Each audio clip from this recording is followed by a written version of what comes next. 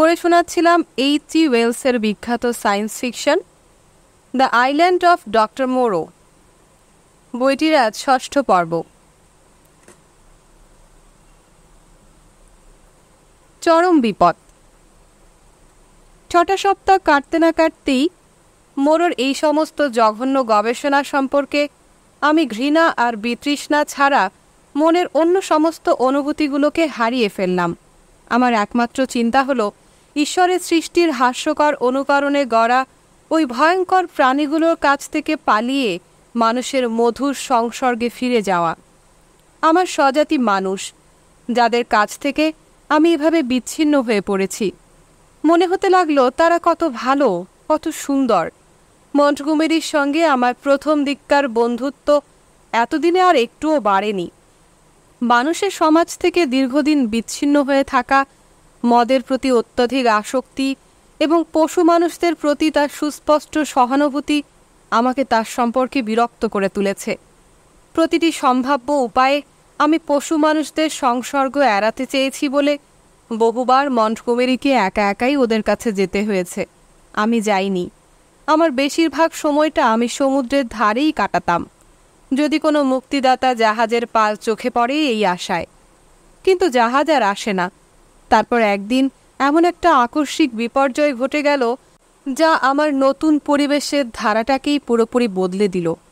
দুর্ঘটনাটা ঘটল আমি এ দ্বীপে এসে পৌঁছবার ৭-৮ সপ্তাহ কিংবা আরও কিছুদিন বাদে। সঠিকভাবে কিছু বলা সম্ভব নয়, কারণ ইতিমধ্যে আমি সময়ের হদিশ রাখার কোনো চেষ্টাই করিনি। খুব ভোরে, বোধহয় ৬টা নাগাদ ৩টে পশু মানুষ আমাদের ঘেরাও চত্বরটাতে কাঠ নিয়ে এসেছিল। ওদের গোলমালে ঘুম ভেঙে গেল। তাড়াতাড়ি সকালে জলখাবার খেয়ে নিয়ে আমি খোলা সদর দরজার কাছে দাঁড়িয়ে সিগারেট টানতে টানতে ভোরের সতেজ বাতাসটুকু উপভোগ করছিলাম। এমন সময় মোরো এসে আমাকে সম্ভাষণ জানিয়ে চলে গেলেন। শব্দ শুনে বুঝলাম উনি তালা খুলে গবেষণাগারে গিয়ে ঢুকলেন। এই জঘন্য দ্বীপটার সম্পর্কে আমি তখন এতটাই বিগত স্পৃহ যে পুমাটা নতুন করে চিৎকার শুরু করা সত্ত্বেও আমার মনে এতটুকু আবেগের স্পর্শ থাকল না। তারপরেই কিছু একটা হয়ে গেল। কি যে হয়েছিল তা আমি আজ অবধি সঠিকভাবে জানি না। একটা তীক্ষ্ণ চিৎকার শুনে পেছনে ফিরতেই দেখি একটা বীভৎস মুখ তীব্রগতিতে আমার দিকে ছুটে আসছে। মুখটা মানুষের নয়, কোনো পশুরও নয়, কদাকার একটা বাদামি রঙের মুখ। তাতে কাটাকুটির লালচে দাগে চুইয়ে চুইয়ে রক্ত বেরোতে শুরু করেছে। পাতাবিহীন চোখ দুটোতে জ্বলন্ত দৃষ্টি। সংঘর্ষ থেকে নিজেকে বাঁচাতে আমি হাত দুটো সামনের দিকে বাড়িয়ে দিলাম, কিন্তু সর্বাঙ্গে রক্তে ভিজে ওঠা ব্যান্ডেজ নিয়ে দানবটা আমাকে এক ধাক্কায় ছিটকে ফেলে দিল। তারপর এক লাফে আমাকে টপকে ছুটতে ছুটতে চলে গেল সামনের দিকে। ভাঙা হাত নিয়ে আমি উঠে বসতে চেষ্টা করলাম, পারলাম না। এমন সময় মোরো ভেতর থেকে সেখানে এসে হাজির হলেন। কপাল থেকে গড়িয়ে নামা রক্তের ধারায় তার বিশাল ফর্সা মুখখানা আরও ভয়ঙ্কর হয়ে উঠেছে। এক হাতে রিভলভার। আমাকে উনি প্রায় দেখলেনই না। পুমাটাকে অনুসরণ করার জন্যে ছুটতে ছুটতে বেরিয়ে গেলেন। অন্য হাতে ভর রেখে আমি উঠে বসলাম। দেখলাম সমুদ্রের তীর ধরে ব্যান্ডেজ বাঁধা জিপটা লম্বা লম্বা পদক্ষেপে ছুটে চলেছে। তার পেছনে মোরো। পুমাটা মুখ ঘুরিয়ে মোরোকে একবার দেখে নিয়েই আচমকা গতিবেগ দ্বিগুণ করে ঝোপগুলোর দিকে ছুটে চলল। প্রতিটা পদক্ষেপেই সে মোরোর কাছ থেকে নিজের দূরত্ব বাড়িয়ে নিচ্ছিল। দেখলাম সে ঝোপটার দিকে ঝাঁপ দিল। ওকে আটকাবার জন্যে মোরো আড়াআড়িভাবে ছুটে যাচ্ছিলেন। এবারে উনি পুমাটার দিকে গুলি ছুড়লেন। গুলি ব্যর্থ হলো। পুমাটাও ঝোপের আড়ালে উধাও হয়ে গেল। পরক্ষণেই মোরোও হারিয়ে গেলেন ঘন সবুজ ঝোপের আড়ালে। আমি ওদের পেছন পেছন এগিয়ে যাবার চেষ্টা করলাম, কিন্তু হাতের প্রচণ্ড যন্ত্রণায় দাঁড়িয়ে দাঁড়িয়ে টলতে লাগলাম। ইতিমধ্যে মন্টগোমেরিও ভেতর থেকে বেরিয়ে এলেন, ওরও হাতে রিভলভার। আমি যে আহত হয়েছি তার লক্ষ্য না করেই উনি বললেন, কি হয়েছে জানেন প্রেন্ডিক? হতচ্ছাড়া জন্তুটা বাঁধন ছিঁড়ে পালিয়ে গেছে। আপনি ওদের দেখছেন? তারপরেই আমাকে ভাঙ্গা হাতটা ধরে থাকতে দেখে বললেন, কি হয়েছে আপনার? বললাম, আমি তখন ফটকের কাছে দাঁড়িয়েছিলাম। আস্তিনে রক্ত লেগে রয়েছে দেখছি। আস্তিনটা গুটিয়ে দিয়ে উনি আমার হাতটা পরীক্ষা করে দেখলেন।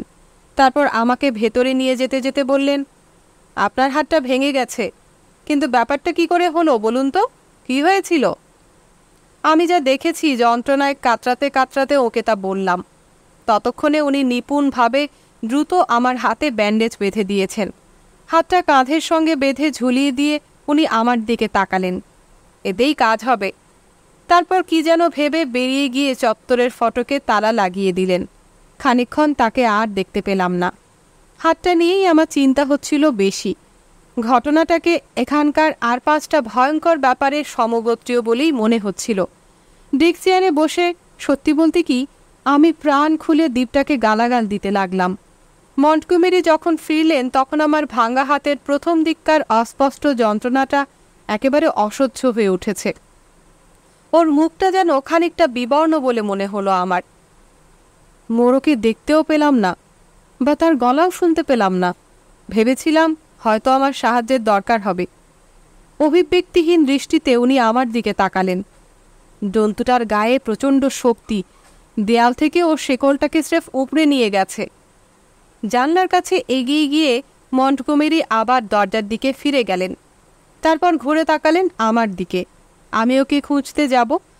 আমাদের আরও একটা রিভলভার আছে, সেটা আমি আপনার কাছে রেখে যেতে পারি। সত্যি বলতে কি, যে কোনো কারণেই হোক আমি খানিকটা উদ্বিগ্ন হয়ে রয়েছি। অস্ত্রটা টেবিলের ওপরে আমার হাতের কাছে তৈরি রেখে উনি ঘর থেকে বেরিয়ে গেলেন, আর রেখে গেলেন ওর উদ্বেগের ছোঁয়াচ।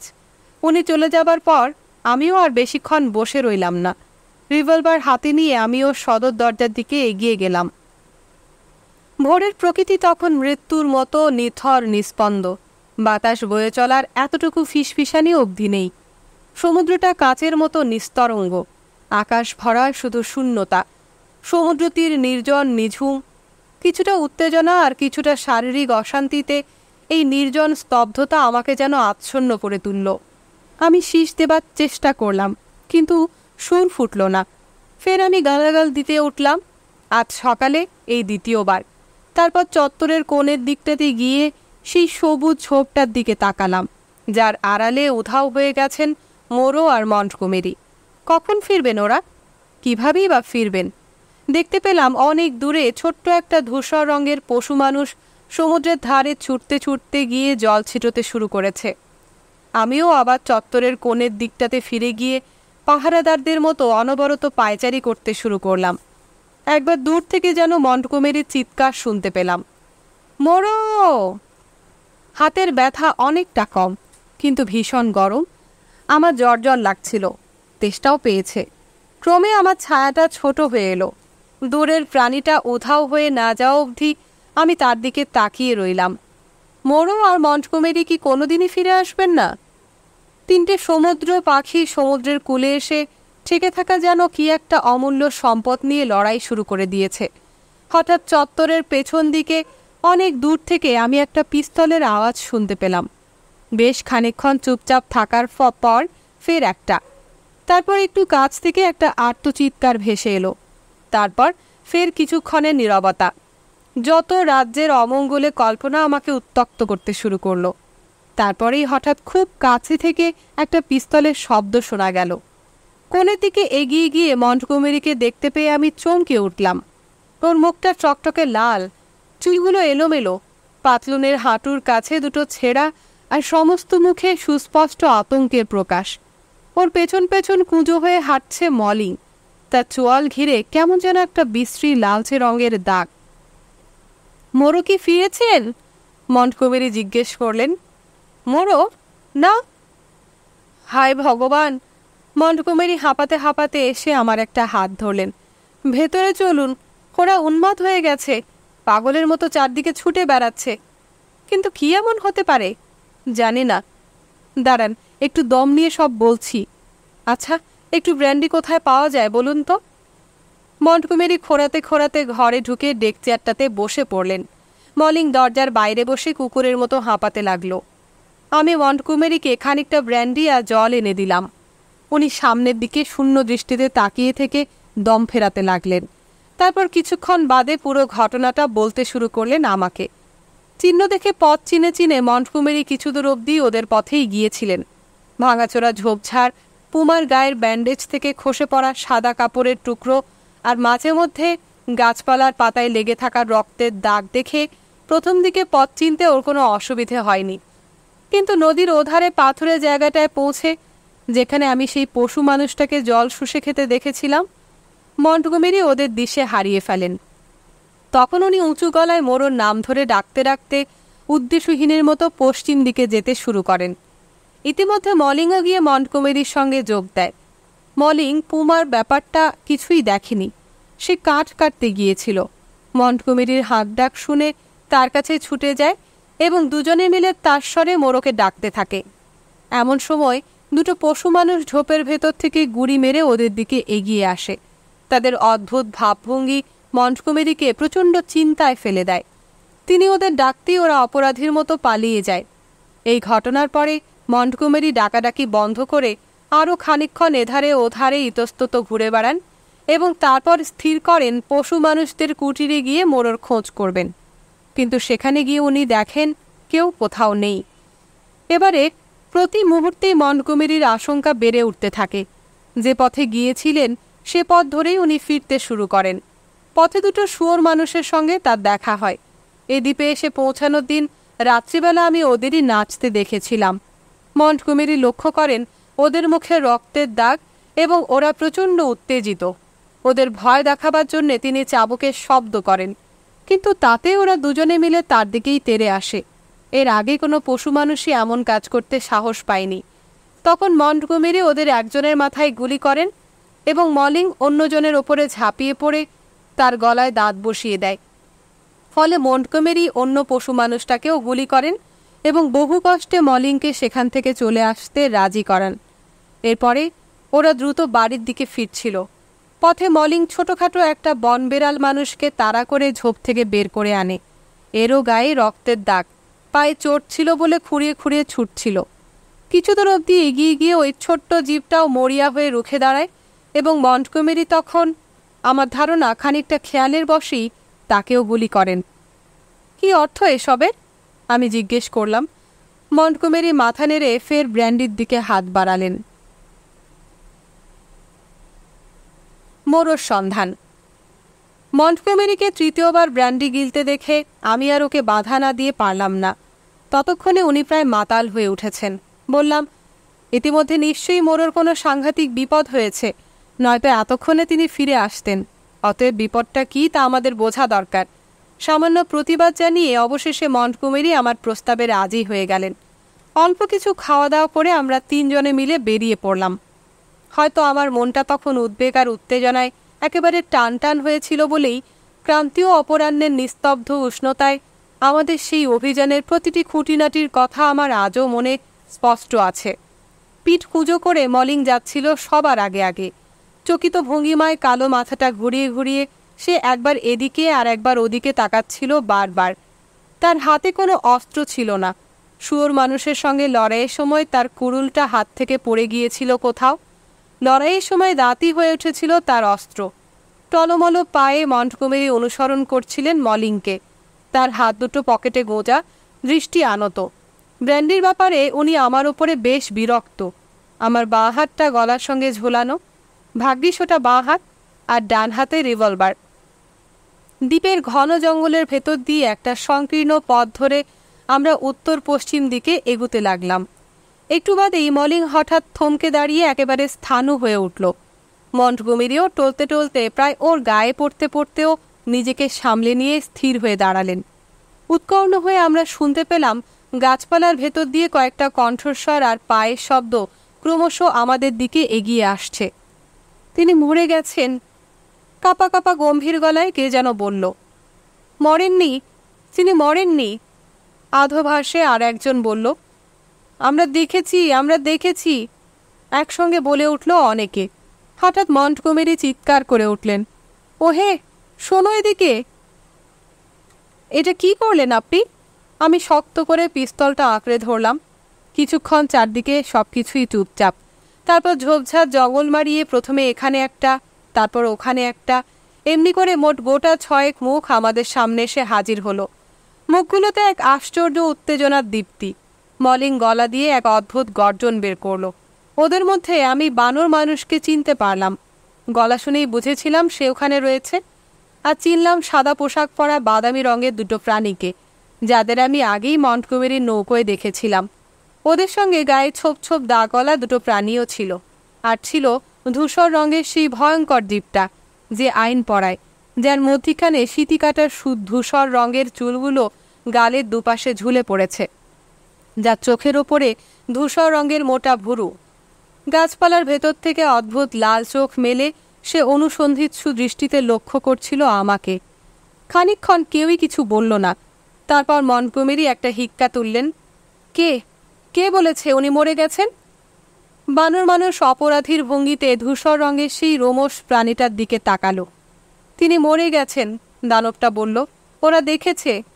প্রাণীটার নির্লিপ্ত ভঙ্গিতে অন্তত আতঙ্কিত হবার মতো কিছু নেই। মনে হলো ওরা নিজেরাই যেন আতঙ্কপীড়িত আর বিহ্বল। তিনি কোথায়? মন্টগোমেরি জানতে চাইলেন। ওদিকে। ধূসর প্রাণীটা আঙুল তুলে দেখালো। এখন কি আইন আছে? বানর মানুষ জিজ্ঞেস করল। এখনো কি সেই এটা নয় ওটা নয় চলবে? তিনি কি সত্যি মারা গেছেন? আইন কি আছে? সাদা পোশাক পরা মানুষটা প্রশ্ন করল। 2 নম্বর চাবুকধারী, এখনো কি আইন আছে? ধূসর প্রাণীটা জিজ্ঞেস করল। তিনি তো মরে গেছেন। ওরা সকলে দাঁড়িয়ে দাঁড়িয়ে লক্ষ্য করছিল আমাদের। ফ্রেডরিক, মন্টগোমেরি নিস্তেজ দৃষ্টি মেলে আমার দিকে ফিরে তাকালেন। তাহলে উনি সত্যিই মারা গেছেন। এই সমস্ত কথোপকথনের সময় আমি মন্টগোমেরির পেছনে দাঁড়িয়েছিলাম। এবারে আমি পরিস্থিতিটা সঠিক বুঝতে পারলাম, তাই আচমকার সামনে এগিয়ে গিয়ে গলা চড়িয়ে বললাম, আইনের সন্তানগণ, তিনি মারা যাননি। মলিং তীক্ষ্ণ দৃষ্টি মেলে আমার দিকে তাকালো। আমি বলতে লাগলাম, তিনি আকৃতি বদলেছেন, নিজের দেহটাকে বদলে নিয়েছেন। কিছুদিন তোমরা তাকে দেখতে পাবে না। তিনি এখন ওখানে। আমি আঙুল তুলে আকাশের দিকে দেখালাম। ওখান থেকে তিনি তোমাদের দিকে লক্ষ্য রাখছেন। তোমরা তাকে দেখতে পাচ্ছ না, কিন্তু তিনি তোমাদের দেখছেন। কাজেই আইনকে ভয় করে চলো। আমি সরাসরি ওদের দিকে তাকালাম। ওরা কুঁকড়ে উঠল। তিনি মহান, তিনি ভালো। ঘন গাছগাছালির ভেতর থেকে বানর মানুষ ভয়ে ভয়ে আকাশের দিকে তাকালো। তিনি যার পেছনে ছুটে গিয়েছিলেন তার কি হলো? আমি জানতে চাইলাম। সে চিৎকার করতে করতে ফোঁপাতে ফোঁপাতে ছুটছিল, তার গা দিয়ে রক্ত ঝরছিল। ধূসর রঙের জীবটা আমার দিকে তাকিয়ে জবাব দিল, সেও মরে গেছে। বাঁচা গেছে, মন্টগোমেরি ঘোতঘোত করে বললেন। কিন্তু দ্বিতীয় চাবুকধারী বলছিলেন। ধূসর প্রাণীটা ফের মুখ খুলল। কি? আমি জিজ্ঞেস করলাম। বলছিলেন যে তিনি মারা গেছেন। মরণ মৃত্যুকে অস্বীকার করার পেছনে আমার কি উদ্দেশ্য থাকতে পারে তা বোঝার মতো ক্ষমতা তখনও মন্টগোমেরির ছিল। তাই উনি আস্তে আস্তে বললেন, তিনি মারা যাননি, মোটেই মারা যাননি। তিনি আমার মতোই জীবিত। কেউ কেউ আইন ভেঙেছে, তারা মরবে। কেউ কেউ তো ইতিমধ্যেই মরেছে। আমি বললাম, তার পুরনো দেহটা কোথায় পড়ে রয়েছে আমাদের দেখিয়ে দেবে, চলো। ওই দেহটা তিনি ছেড়ে গেছেন, কারণ দেহটাকে তার আর কোনো প্রয়োজন ছিল না। এই পথ দিয়ে আসুন, সমুদ্রে নেমে যাওয়া মানুষ। ধূসর জীবটা বলল। সেই 6টা বিচিত্র প্রাণীর পেছন পেছন আমরা ঝোপঝাড়, বন জঙ্গল, লতাপাতার ভেতর দিয়ে উত্তর পশ্চিম দিকে এগুতে লাগলাম। হঠাৎ একটা তীক্ষ্ণ আত্মচিৎকার আর ডালপালা ভাঙার শব্দ শোনা গেল। পরক্ষণেই ছোট্ট একটা গোলাপি রঙের প্রাণী চিৎকার করতে করতে আমাদের পাশ দিয়ে ছুটে চলে গেল। একটু পরেই তাকে তাড়া করে এলো রক্তমাখা একটা ভয়ঙ্কর দানব। বেগ সামলাবার আগেই দানবটা প্রায় আমাদের মধ্যে এসে পড়ল। সঙ্গে সঙ্গে ধূসর প্রাণীটা এক লাফে পাশের দিকে সরে গেল। হিংস্র গর্জন তুলে মলিং ঝাঁপিয়ে পড়ল দানবটার ওপরে, কিন্তু দানবটা তাকে ছিটকে ফেলে দিল। মন্টগোমেরি গুলি করলেন, কিন্তু গুলি লাগলো না দেখে তিনি মাথা নিচু করে 2 হাত তুলে পেছন দিকে ছুটতে শুরু করলেন। এবারে আমি গুলি করলাম, তবু সে এগিয়ে আসতে লাগলো। একেবারে কাছ থেকে ফের গুলি করলাম তার কুৎসিত মুখটাতে। মুহূর্তের মধ্যে দেখলাম তার মুখটা যেন বসে গেল, উধাও হয়ে গেল নাক, চোখ, মুখ। কিন্তু তা সত্ত্বেও সে আমাকে পেরিয়ে গিয়ে মন্টগোমেরিকে আঁকড়ে ধরে ছিটকে পড়ল। তারপর ছটফট করতে লাগলো মৃত্যু যন্ত্রণায়। তাকিয়ে দেখি সমস্ত তল্লাটে আমি, মলিং, মৃত দানবটা আর মাটিতে উপুর হয়ে পড়ে থাকা মন্টগোমেরি ছাড়া আর কেউ কোথাও নেই। মন্টগোমেরি আস্তে আস্তে উঠে ঘোলাটে দৃষ্টিতে তার পাশে পড়ে থাকা বিধ্বস্ত পশু মানুষটার দিকে তাকালেন। মনে হলো এতক্ষণে উনি সম্পূর্ণ স্বাভাবিক হয়ে উঠেছেন। নেশার ঘোর কেটে গেছে পুরোপুরি। কষ্টে সৃষ্টে কোনো রকমে উঠে দাঁড়ালেন উনি। তারপরেই দেখলাম জঙ্গলের ভেতর দিয়ে ধূসর প্রাণীটা সন্তর্পণে ফিরে আসছে। মৃত দানবটাকে দেখিয়ে আমি বললাম, দেখেছ তো এখনো আইন আছে কিনা? আইন ভাঙলে এই দশাই হয়। মৃতদেহটার দিকে তাকিয়ে ধূসর প্রাণীটা গম্ভীর গলায় ওদের স্রোতের একটা অংশ উচ্চারণ করল। মৃত্যু আনে যে আগুন, সে যে তার। ততক্ষণে অন্য পশু মানুষরাও এসে সেখানে জড়ো হয়েছে। অবশেষে আমরা দ্বীপের পশ্চিমতম সীমান্তের কাছাকাছি গিয়ে পুমাটার ক্ষতবিক্ষত বিকৃত লাশটা খুঁজে পেলাম। গুলির আঘাতে তার কাঁধের হাড় সম্পূর্ণ গুঁড়ো হয়ে গেছে। আরও 20 গজ এগিয়ে গিয়ে আমরা যা খুঁজছিলাম তার সন্ধান পেলাম। একটা বেতঝোপের মধ্যে মুখ গুজে পড়ে রয়েছিলেন মোরো। একটা হাত কবজির কাছ থেকে প্রায় বিচ্ছিন্ন, মাথার রুপুলি চুলে জমাট বাঁধা রক্ত। পুমার শেকলের আঘাতে ওর মাথাটা থেতলে গিয়েছিল। ওর দেহের নিচের ভাঙা বেতগুলোও রক্তাক্ত, কিন্তু হাতে রিভলভারটা কোথাও নেই। মন্টগোমেরি ওকে চিৎ করে শুইয়ে দিলেন। মোরো ভারী চেহারার মানুষ।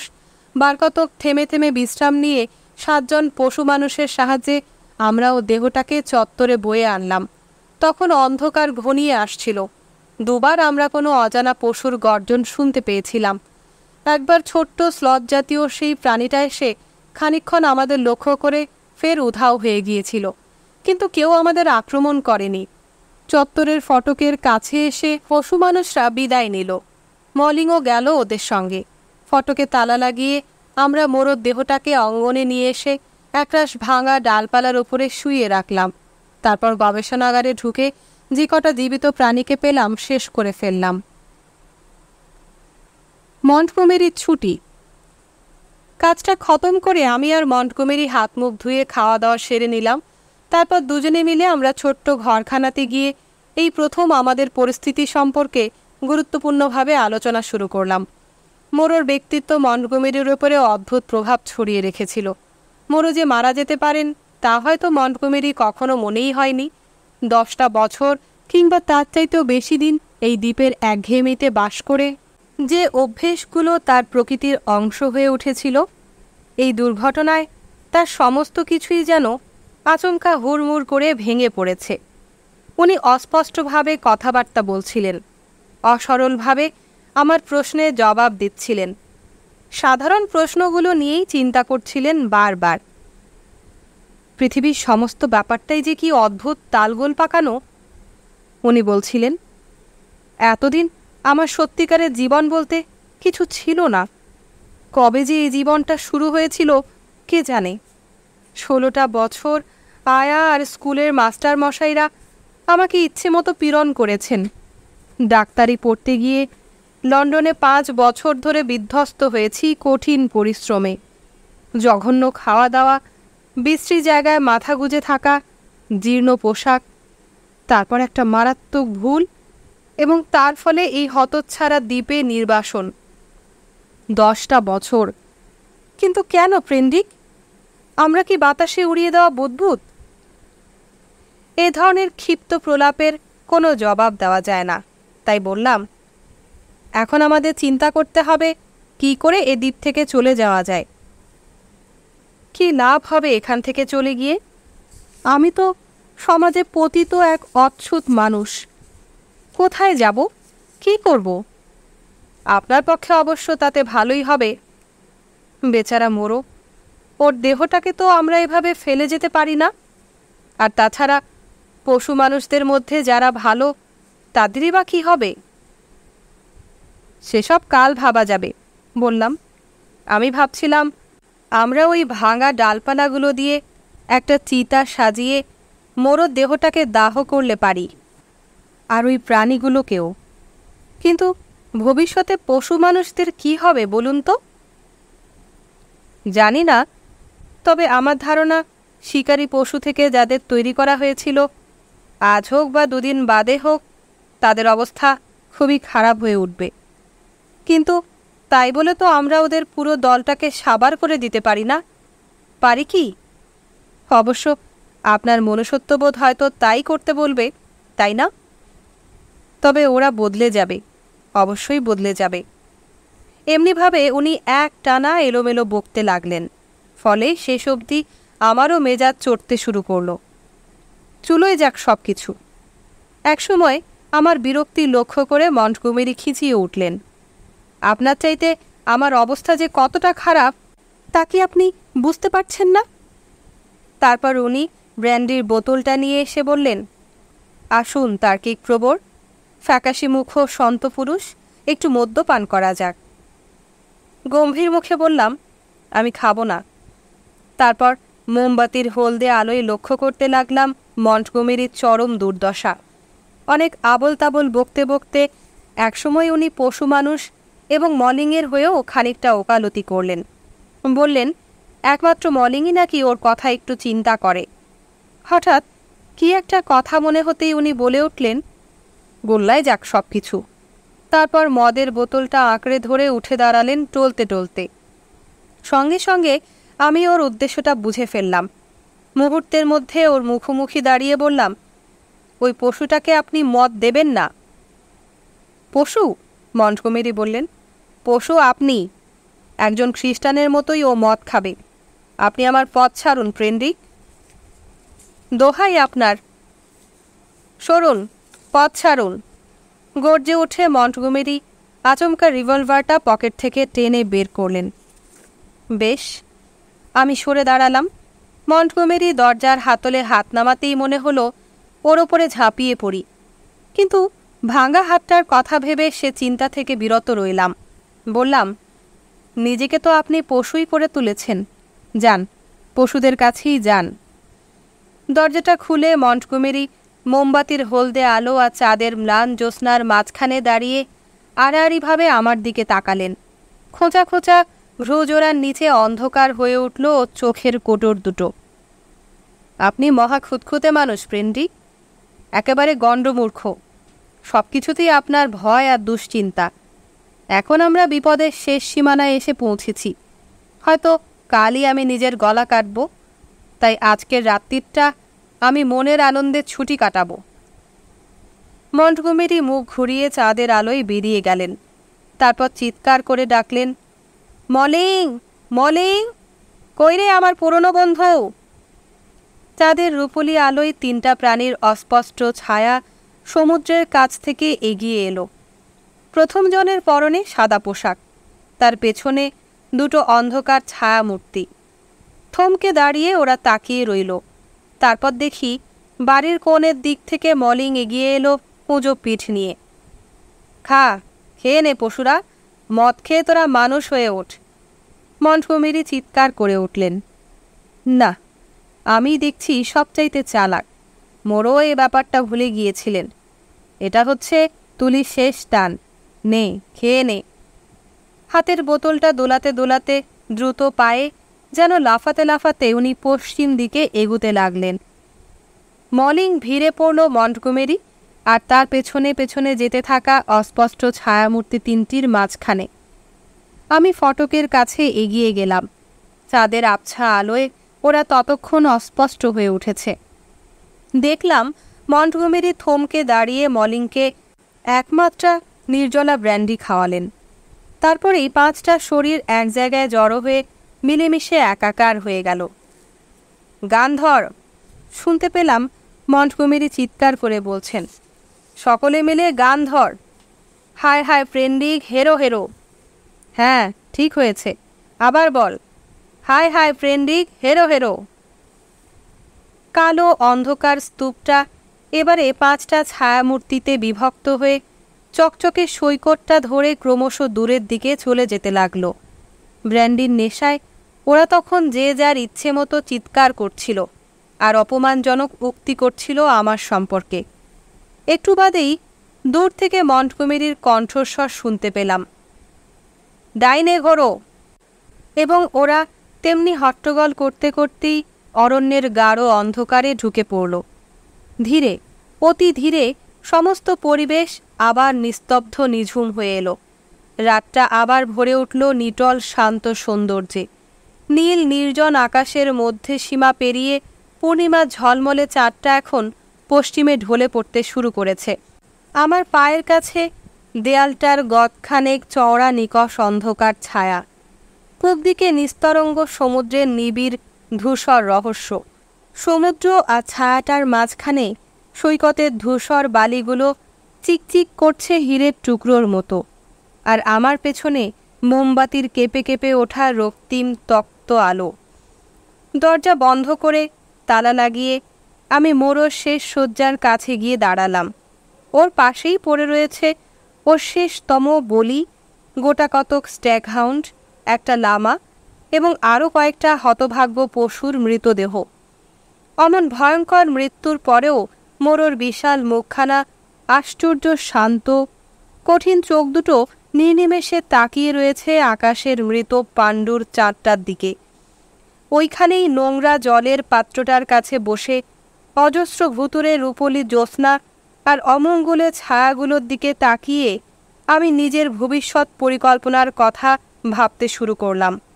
ঠিক করলাম ভোরবেলা কিছু রসদপত্র সংগ্রহ করে আমি সেগুলোকে ডিঙ্গিটাতে নিয়ে তুলব।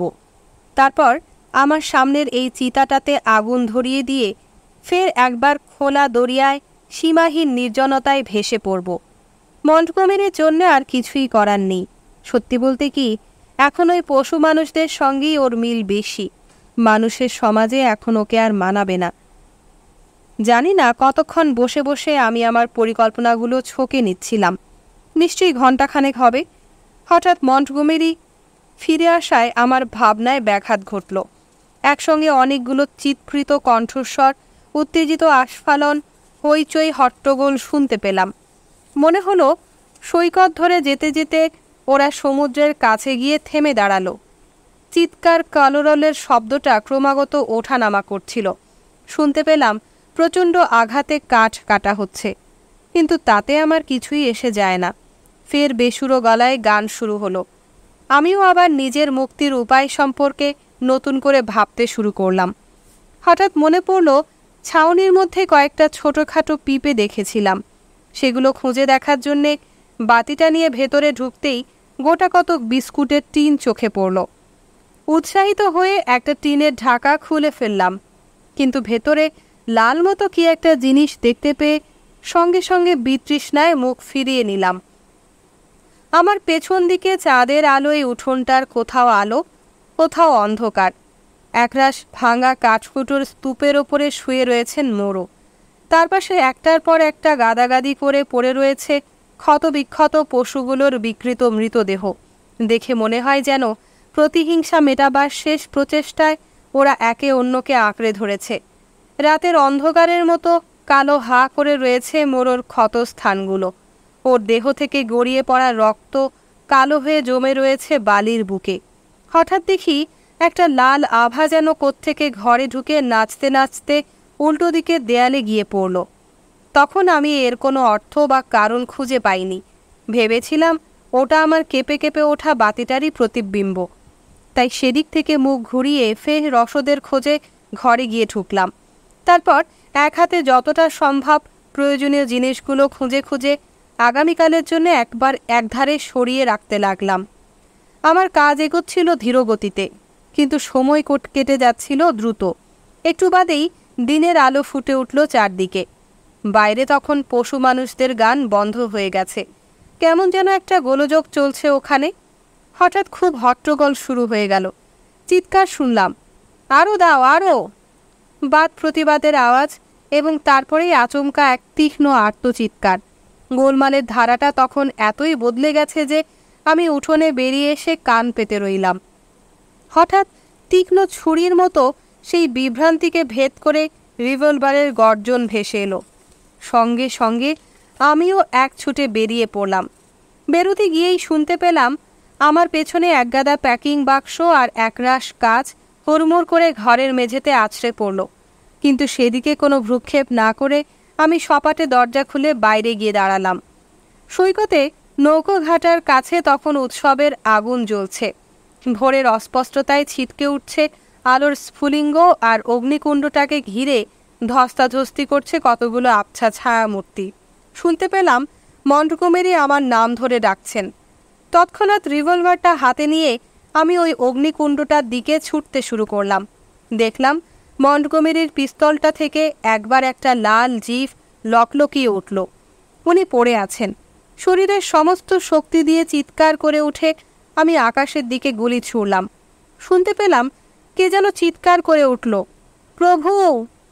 সঙ্গে সঙ্গে জটলা বাঁধা ছায়ামূর্তিগুলো বিচ্ছিন্ন হয়ে ইতস্তত ছিটকে পড়ল। আগুনটাও একবার লাফিয়ে উঠে মিলিয়ে গেল।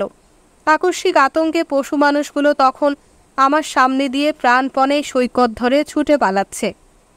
উত্তেজনার বশে ঝোপঝাড়ের আড়ালে উধাও হতে থাকা প্রাণীগুলোর দিকে ফের গুলি চালিয়ে আমি সৈকতে পড়ে থাকা স্তূপগুলোর দিকে ফিরে তাকালাম। দেখলাম মন্টগোমেরি চিৎ হয়ে পড়ে রয়েছেন, আর ধূসর রঙের রোমশ প্রাণীটা গুড়ি মেরে রয়েছে ওর দেহের ওপরে। দানবটা মরে গিয়েও বাঁকা বাঁকা নখগুলো দিয়ে মন্টগোমেরির গলাটা আঁকড়ে রেখেছে। পাশেই নিস্পন্দ হয়ে মুখ গুজে পড়ে রয়েছে মলিন। ওর ঘাড়টা কেউ কামড়ে অর্ধেক ছিঁড়ে ফেলেছে। ব্র্যান্ডির ভাঙা বোতলটার ওপরের অংশ তখনও ওর হাতের মুঠোয়। তাছাড়া আরও দুজন আগুনের কাছে পড়ে রয়েছে। একজন নিথর আর একজন কাতরাচ্ছে। মাঝে মাঝে সে আস্তে আস্তে মাথাটা তুলছে, কিন্তু পরক্ষণেই মাথাটা আবার ঢলে পড়েছে নিচের দিকে। দানবটাকে মন্টগোমেরির দেহ থেকে টেনে নামালাম।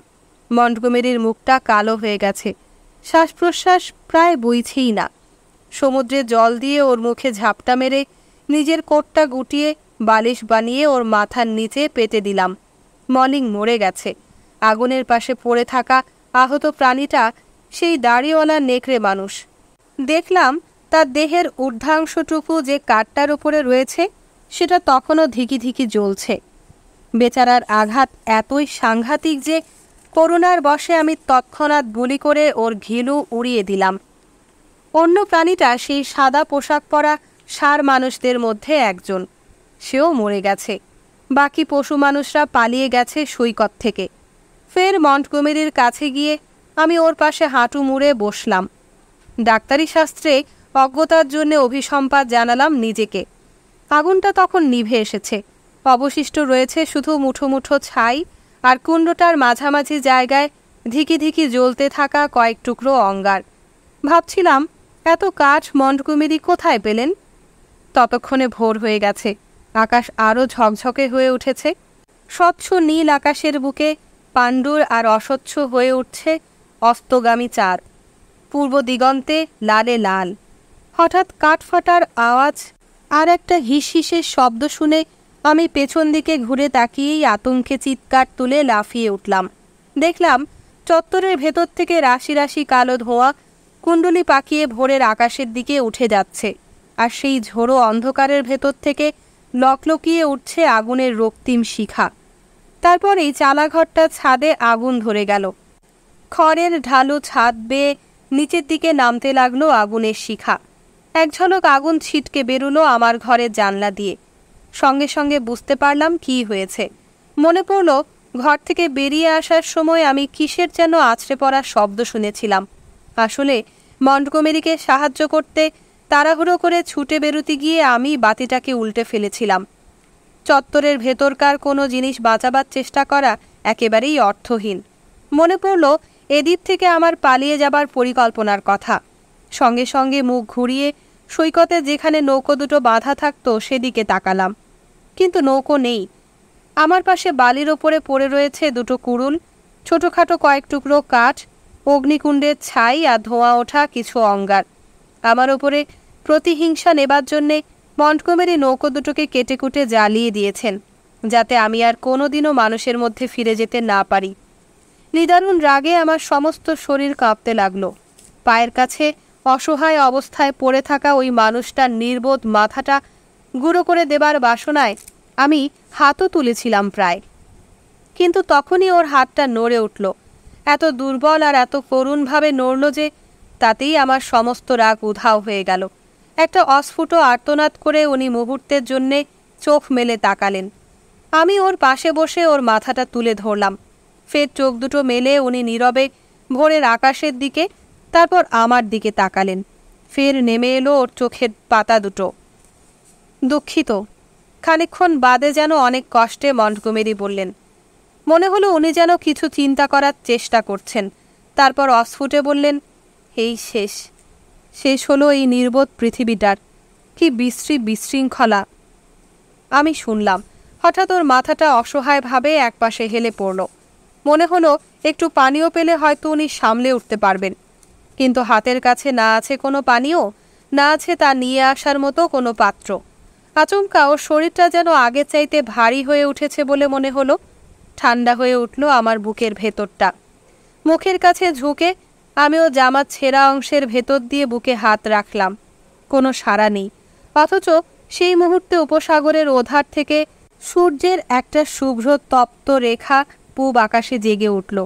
রক্তের আভায় তা রাঙিয়ে তুলল সারা আকাশ। নিকষ সমুদ্রটাকে ভরিয়ে তুলল চোখ ধাঁধানো আলোর অসামান্য ঐশ্বর্যে। মন্টগোমেরির মৃত্যু পাণ্ডুর মুখেও সেই আলো এসে ছড়িয়ে পড়ল দিব্য জ্যোতির মতো। মন্টগোমেরির মাথাটা আস্তে করে আবার নামিয়ে যাওয়া বালিশে নামিয়ে রেখে আমি উঠে পড়লাম। আমার সামনে অসীম সমুদ্রের চোখ ঝলসানো নিঃসঙ্গতা, যে ভয়ঙ্কর নিঃসঙ্গতায় আমি ইতিমধ্যেই অনেক যন্ত্রণা ভোগ করেছি। পেছনে ভোরের হাওয়ায় নিশ্চুপ নিঝুম দ্বীপ, দ্বীপবাসী পশুরা এখন নীরব, দেখাও যাচ্ছে না তাদের কাউকে।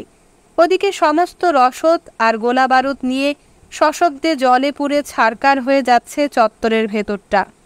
থেকে থেকে আচমকা জেগে উঠছে আগুনের লেলিহান শিখা। মাঝে মধ্যে শোনা যাচ্ছে কাঠ ফাটার বা কিছু ভেঙে পড়ার আওয়াজ।